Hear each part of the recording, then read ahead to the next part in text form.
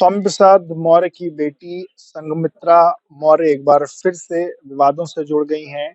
उनको लेकर के एक याचिका कोर्ट में दायर हुई है, जिसको लेकर के 6 तारीख को सुनवाई है आने वाले दिनों में। इस वक्त हमारे साथ दीपक कुमार स्वर्णकार हैं, जिन्होंने ये कहा है कि संघमित्रा मौर्य ने उनसे शादी की थी और ये शादी उन्होंने बिना तलाक दिए अपनी पिछली शादी को उनसे शादी की और बिना उनको बताए ये शादी हुई। दीपक इस वक्त खुद हमारे साथ हैं। दीपक, एक तो आपका पूरा मामला समझना चाहेंगे। आपने ये क्या पूरा का पूरा मामला क्या है? कोर्ट में आप क्या चीज़ लेकर के गए? आपका क्या पक्ष क्या है? देखिए ये 2021 का मामला है जब हमने अपनी अर्जी दाखिल की थी वहाँ पे एमपी एमएलए कोर्ट लखनऊ में जी। जिस पर माननीय न्यायालय ने संज्ञान लेते हुए इस पर परिवार दर्ज किया और कल की डेट में माननीय न्यायालय ने इस पर अपना आदेश दिया है। इस आदेश में क्या चीज़ें लिखी? इस आदेश में जो अभियुक्ता है उन पर 420 494 का केस है बताया गया है और बाकी के जो अभियुक्त गण हैं जिनका नाम मेंशन किया गया है उनमें उनमें 120 बी 523 504 506 लगभग शायद ऐसी कुछ धाराएं हैं। आदेश की प्रति आपको दे दी जाएगी, आप देख लीजिएगा। जी, कब सुनवाई है इस केस में अब आगे? अगली सुनवाई 6 जनवरी 2024 को माननीय न्यायालय ने तय की है।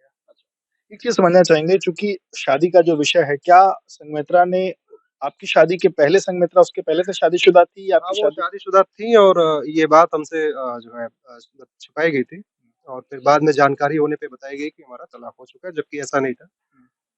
तलाक हुआ है 2021 में। अच्छा, और आपकी शादी भी 2019 आपकी 2019 में शादी हुई। जी।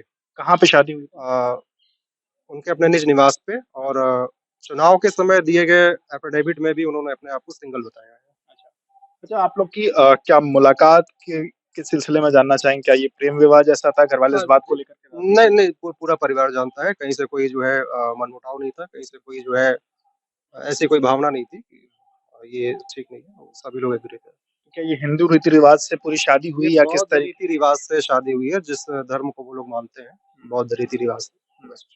शादी में परिवार से कौन-कौन पूरा लोग परिवार की जानकारी में है ये चीज़ें। अच्छा, मतलब उनके पिता स्वामी प्रसाद मौर्य, उनकी माँ। सारी चीज़ें उनकी जानकारी में, उनके घरवालों के, क्योंकि उसी दिन उनका जन्मदिन होता है, तो किस तारीख को हुई? 3 जनवरी 2019 को। उसके बाद फिर शादी कितने समय तक चली, कब टूटी इसको? 2021 तक साथ में थे, 2021 से ये डिस्प्यूटेड मामला हो रहा है। डिस्प्यूट क्यों हुआ? इसका मुझे लगता है एक बार आपको उनसे पूछना चाहिए। मेरी तरफ से तो कुछ नहीं, नहीं था। आपको मेरी तरफ से कहीं कुछ नहीं था।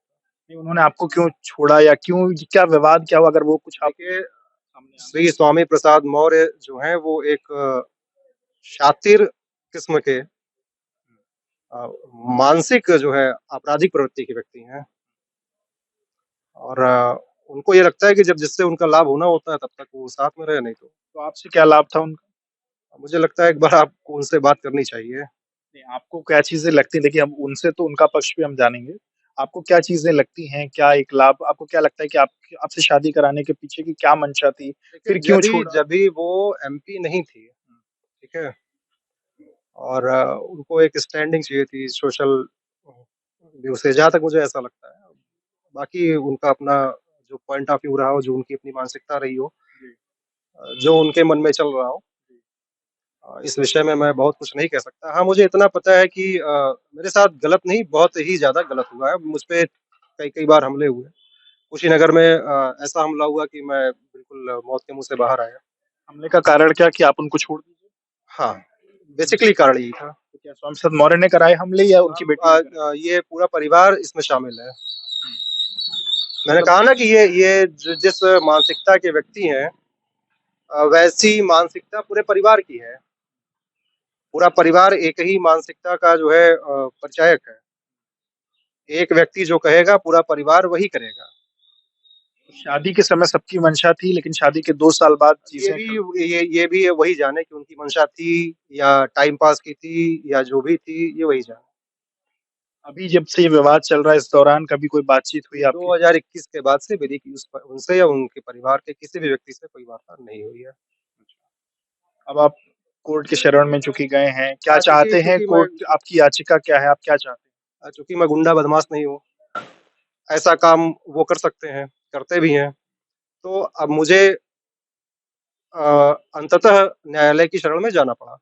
आपकी माँग क्या है? न्यायालय के सामने आपने क्या रखा है? जैसे क्या आपकी मैंने अपने कुछ पॉइंट्स रखे हैं, मेरे साथ जो धोखाधड़ी हुआ है और जो मेरे साथ फ्रॉड हुआ है, चीट हुआ, जो माननीय चुनाव आयोग के साथ चीट हुआ, जो बदायूँ की जनता के साथ चीट हुआ और जो मुझ पे हमले हुए, कातिलाना हमले, इन सब चीज़ों को लेकर के मैं माननीय न्यायालय के शरण में हूँ, बाकी मुझे ऐसे उम्मीद है कि मुझे न्याय मिलेगा।